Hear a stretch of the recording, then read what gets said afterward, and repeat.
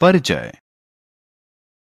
Hello बच्चों, हम चिड़ियाघर में हैं। यहाँ बहुत सारे जानवर हैं। बड़ा सा मोटा हाथी, लंबी गर्दन और चित्तीदार खाल वाला जिराफ, बड़ा सा भूरा भालू। जरा इन्हें फिर से देखो। इनमें से सबसे लंबा कौन है? हाँ, सही कहा, सबसे लंबा है जिराफ। आज हम चीजों की तुलना करना सीखेंगे।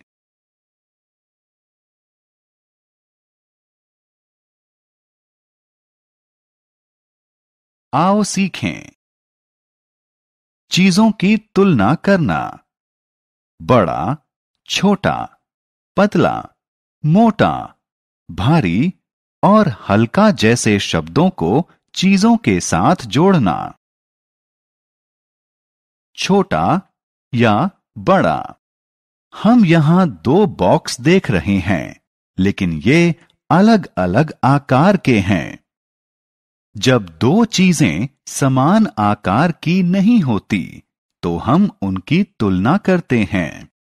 जो चीज कम बड़ी होती है, उसके लिए छोटा शब्द, और जो उससे बड़ी होती है, उसके लिए बड़ा शब्द इस्तेमाल करते हैं। बाल्टी ए बाल्टी बी से छोटी है। सबसे बड़ा या सबसे छोटा। याद रहे, तोता लाल मिर्चें खाता है।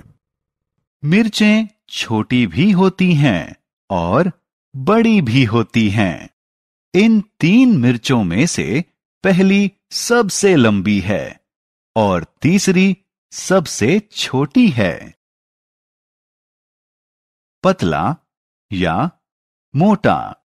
कुछ चीजें पतली होती हैं और कुछ मोटी होती हैं।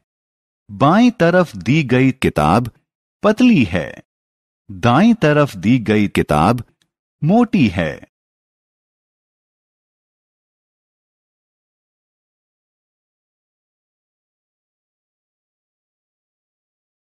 सबसे मोटा या सबसे पतला।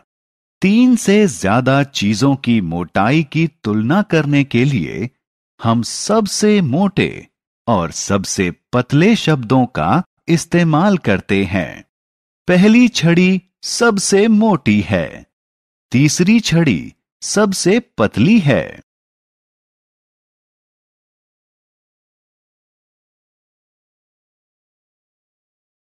भारी या हल्का। जिन चीजों को उठाना मुश्किल होता है, वो भारी होती हैं, और जिन चीजों को आसानी से उठाया जा सकता है, वो हल्की होती हैं। बाईं तरफ वाला सिलेंडर भारी है और दाईं तरफ वाला सिलेंडर हल्का है। भारी या हल्का। जिन चीजों को उठाना मुश्किल होता है, वो भारी होती हैं, और जो चीजें आसानी से उठाई जा सकती हैं, वो हल्की होती हैं। बाईं तरफ वाला पत्थर भारी है और दाईं तरफ वाला पत्थर हल्का है। लंबा या छोटा। कुछ पेड़ लंबे और कुछ छोटे होते हैं। जिराफ लंबा होता है, चूहा छोटा होता है।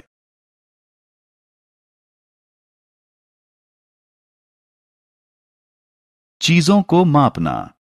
चीजों को अलग अलग तरीके से मापा जा सकता है।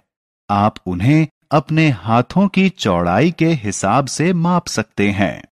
आप इसके लिए अपने हाथों का इस्तेमाल कर सकते हैं। आप तो मापने के लिए अपने कदमों का भी प्रयोग कर सकते हैं। आप दूरी मापने के लिए अपने पैरों का भी इस्तेमाल कर सकते हैं। लंबाई को मापने के लिए इन सब चीजों का प्रयोग किया जा सकता है।